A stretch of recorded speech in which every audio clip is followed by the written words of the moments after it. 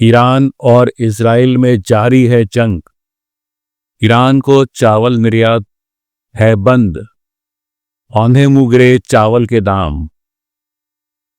Iran Israel में war रुकने का नाम नहीं ले रही। इसके चलते भारत से ईरान को होने वाला चावल का निर्यात पूरी तरह से रुक गया है।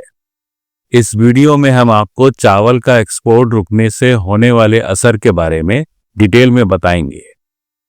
ईरान भारतीय चावल का सबसे बड़ा इंपोर्टर है।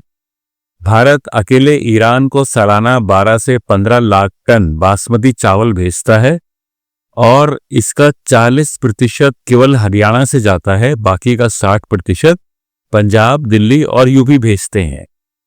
लेकिन ईरान पर कई सालों से इंटरनेशनल बैन लगा हुआ है, इसलिए भारत से ईरान को चावल भेजना आसान नहीं है। ईरान के साथ चावल बिजनेस की सबसे बड़ी मुश्किल यह है कि यहाँ केवल 4 महीने का परमिट मिलता है।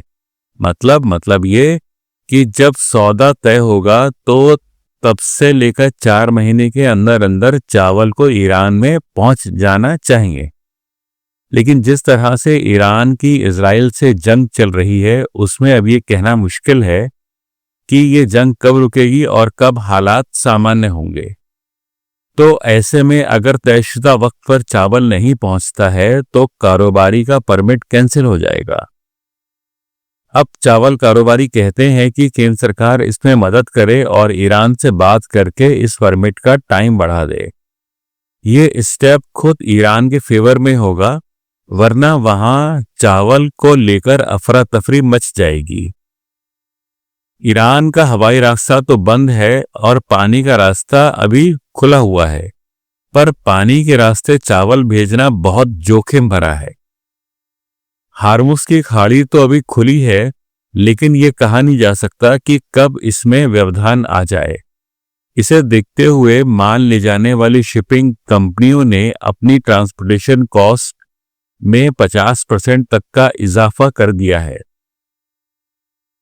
इसे देखते हुए कई चावल एक्सपोर्टरों ने अपने हाथ रोक लिए हैं, जिससे ईरान को भेजे जाने वाला करीब 1 लाख टन चावल बंदरगाहों पर ही रुका पड़ा है। अंदाजा है कि भारतीय पोर्टों पर करीब 4000 कंटेनर होल्ड पर डाल दिए गए हैं। चावल के एक्सपोर्टरों की दूसरी सबसे बड़ी चिंता ईरान में उनके चावल के फंसे हुए पैसे हैं। इसकी वजह यह है कि ईरान पर जो बैन लगा हुआ है उसके कारण चावल का इंश्योरेंस नहीं हो पाता और कोई भी इंटरनेशनल बीमा कंपनी ये चावल का इंश्योरेंस नहीं करती। तो इससे अब चावल के एक्सपोर्टरों में एक दिक्कत ये हो रही है कि उनको ये समझ नहीं आ रहा कि उनकी पेमेंट अब कब तक हो सकेगी। तीसरी दिक्कत, अगर ये निर्यात ऐसे ही रुका रहा तो कारोबारी नया चावल किसानों से कैसे खरीदेंगे? उनको पेमेंट वो कहां से करेंगे? जब ईरान से ही पेमेंट नहीं आएगी तो किसानों को कहां से पेमेंट देंगे? क्योंकि इंश्योरेंस कंपनी तो पेमेंट करने से रही। इस मुश्किल का असर बाजार पर पड़ रहा है। इस रुकावट के कारण चावल की कीमतों में करीब 1200 रुपए कुंटल की गिरावट आ गई है। आशंका है कि जब ये लाखों टन चावल भेजा नहीं जाएगा तो यह भारतीय बाजारों में पहुंचेगा और जब ये पहुंचेगा तो भारत में मौजूदा चावल के जो रेट हैं वो औंधे मुंह गिरेंगे, जिससे किसानों को भारी चपत लगना तय है। हालांकि इसमें उपभोक्ता को फायदा है। अगर चावल सस्ता होगा तो उपभोक्ताओं के जेब पर कम असर पड़ेगा। ये तो रही बासमती चावल की बात। इसके अलावा भारत गैर बासमती चावल भी एक्सपोर्ट करता है और इस पर भी एक बुरी खबर आ रही है। दरअसल जो गैर बासमती चावल है उसका इंपोर्टर है अफ्रीकी देश, और जो मई 2025 के आंकड़े सामने आए हैं उससे साफ लगता है कि अब ये अफ्रीकी देश गैर बासमती चावल के नए सौदों में इंटरेस्ट नहीं ले रहे।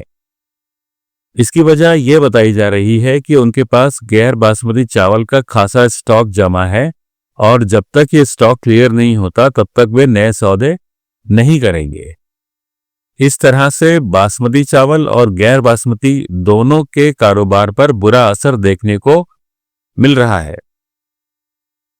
ईरान केवल चावल ही नहीं मंगाता, ईरान भारत से चाय भी खासी मात्रा में मंगाता है। एक अनुमान के अनुसार भारत ईरान को करीब 20 से 25 हजार टन चाय की पत्ती हर साल भेजता है। अब चावल नहीं जा रहा तो पत्ती कैसे जाएगी? उधर ईरान से आने वाले सामानों पर भी खासा असर देखने को मिल रहा है।